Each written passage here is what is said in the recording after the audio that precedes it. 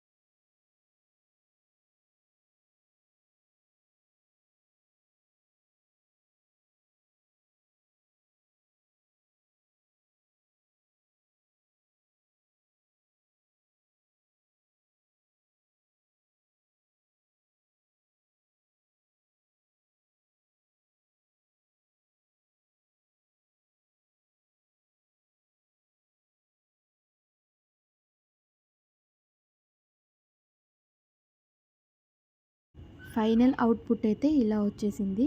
మీకైతే fashion designing గురించి ఎలాంటి డౌట్స్ ఉన్నా, దాని ఇన్ఫర్మేషన్ కావాలన్నా మన ఛానల్ని అయితే సబ్స్క్రైబ్ చేసుకోండి, లైక్ చేయండి, షేర్ చేయండి ఫ్రెండ్స్. Thank you.